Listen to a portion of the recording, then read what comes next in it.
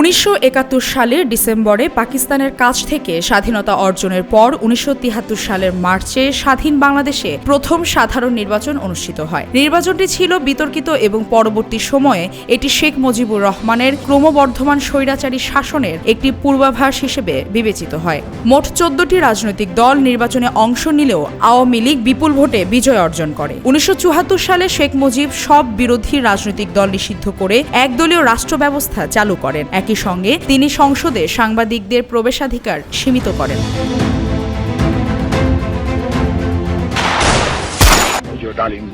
অদ্য সকাল হতে খন্দকার মুশতাক আহমদের বলিষ্ঠ নেতৃত্বে সামরিক বাহিনী ক্ষমতা দখল করিয়াছে। শেখ মুজিব ও তার খুনি দুর্নীতিবাজ সরকারকে উৎখাত করা। 1975 সালের আগস্টে কর্নেল সৈয়দ ফারুক রহমানের নেতৃত্বে সেনা কর্মকর্তাদের সংগঠিত এক রক্তক্ষয়ী অভ্যুত্থানে শেখ মুজিবুর রহমান ও তার পরিবারের অধিকাংশ সদস্য নিহত হন। এরপর সেনাবাহিনীর সমর্থনে খন্দকার মোশতাক আহমদ নিজেকে রাষ্ট্রপতি ঘোষণা করেন। খন্দকার মোশতাক আহমদ একদলীয় নীতি বাতিল করে বিরোধী দলগুলোর রাজনীতি করার সুযোগ দিলেও 1975 সালের নভেম্বর মাসে জেনারেল খালেদ মোশাররফের নেতৃত্বে এক পাল্টা অভ্যুত্থানে তিনি ক্ষমতাচ্যুত হন। এরপর তৎকালীন সেনাপ্রধান জিয়াউর রহমান রাষ্ট্রপতির দায়িত্ব নেন। তিনি আবার বহুদলীয় নির্বাচনের পথ খুলে দেন।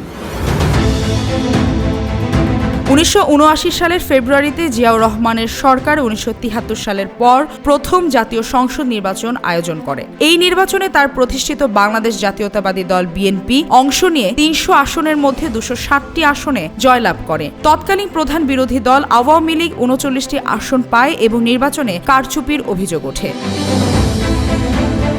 1981 সালে 30 মে এক ব্যর্থ সামরিক অভ্যুত্থানে জিয়াউর রহমান নিহত হন। এরপর ভাইস প্রেসিডেন্ট আব্দুস সাত্তার ভারপ্রাপ্ত রাষ্ট্রপতি হন এবং ওই বছরের নভেম্বরে রাষ্ট্রপতি নির্বাচন আয়োজন করেন, যেখানে বিএনপি 65% ভোট পায়। তবে কয়েক মাসের মধ্যেই সেনাপ্রধান হুসেইন মোহাম্মদ এরশাদ 1982 সালের মার্চে রক্তপাতহীন অভ্যুত্থানের মাধ্যমে ক্ষমতা দখল করে সামরিক আইন জারি করেন।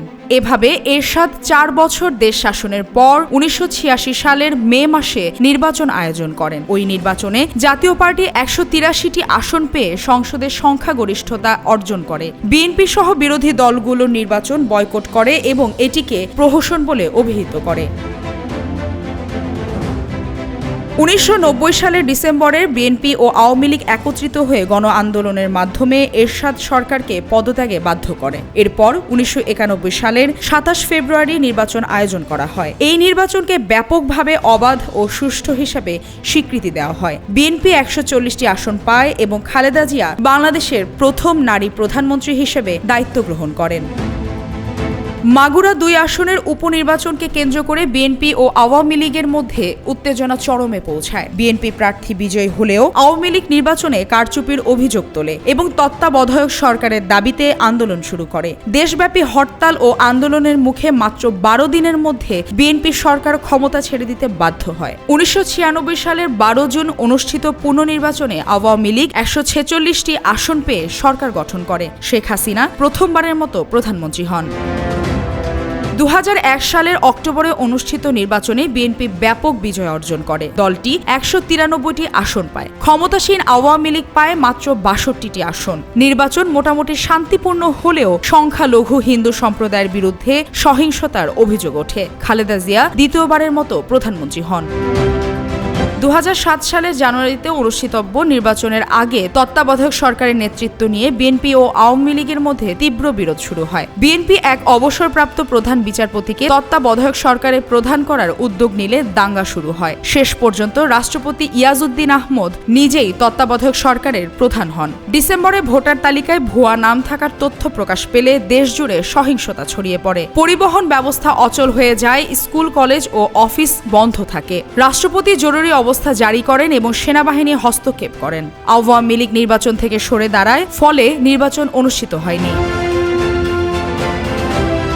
অবশেষে 2008 সালের 29 ডিসেম্বর নির্বাচন অনুষ্ঠিত হয়। ভোটার উপস্থিত ছিল 80%, যা বাংলাদেশের ইতিহাসের সর্বোচ্চ।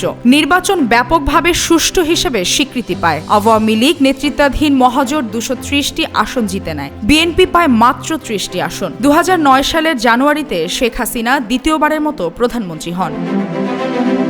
2009 সালে ক্ষমতায় ফিরে এসে শেখ হাসিনার তত্ত্বাবধায়ক সরকার ব্যবস্থা বাতিল করতে সংবিধান সংশোধন করেন। বিএনপি 2011 সালে সংসদ অধিবেশন বয়কট করে। সংসদে সংবিধান সংশোধন আইন 291 এক ভোটে সংশোধনী পাশ হয়। এরপর 2014 সালের 5 জানুয়ারি নির্বাচনের আগে খালেদা জিয়াকে গৃহবন্দী করা হয় এবং বিরোধী নেতাদের ওপর ব্যাপক সহিংসতা চালানো হয়। বিএনপি নির্বাচন বর্জন করে, ফলে আওয়ামী লীগ 234টি আসন জিতে আবারও ক্ষমতায় আসে। নির্বাচন দেশি বিদেশি মহলে ব্যাপকভাবে অবৈধ হিসেবে বিবেচিত হয়।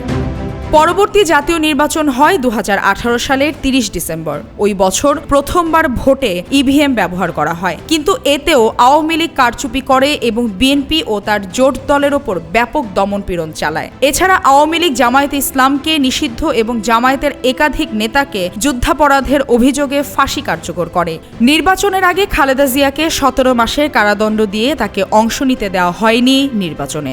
2024 সালের গণ অভ্যুত্থানে হাসিনার পতন হলে খালেদা জিয়াকে রাজনৈতিক উদ্দেশ্য প্রণোদিত ওই মামলা থেকে খালাস দেওয়া হয়। আওয়ামী লীগ 2018 সালে নির্বাচনের 90% বেশি আসন জয় পায়। এই নির্বাচন একটি পাতানো নির্বাচন হিসেবে পরিচিতি পায়।